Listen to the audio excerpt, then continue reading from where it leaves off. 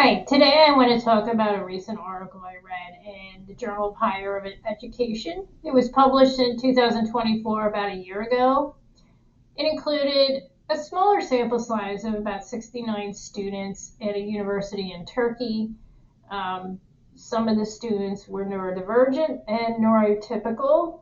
The point of this study is they wanted to research universal design principles with these groups of students to see which interventions increase cognitive and emotional engagement during an 8-week course. The first 3 weeks of the course was a traditional didactic delivery with the presenter or professor giving the presentation in classic style, if you will, presenting it in class with PowerPoint slides.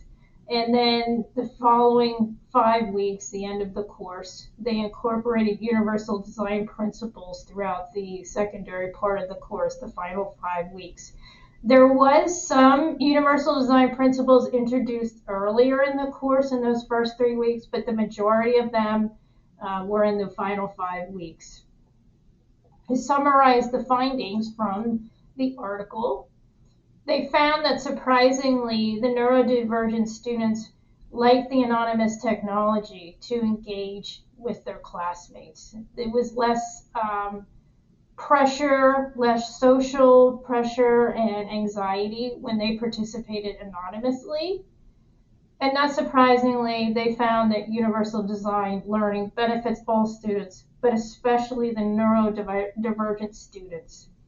Neurodivergent students particularly enjoy creative expression and representation. They use tools like AI imaging and Canva. For example, one student submitted an article and presented that news article and found that as a great means of creativity and engagement.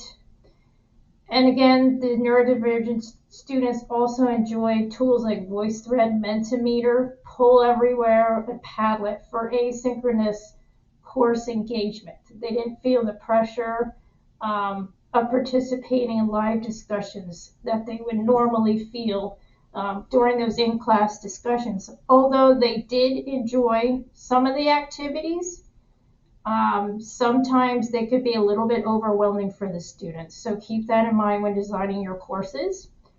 And finally, regularly collect feedback from your students. As they did in this study, they were collecting feedback throughout the 8-week course. And they found, again, that engagement was very high among all students, but especially the neurodivergent students during the final 5 weeks when universal design principles were introduced.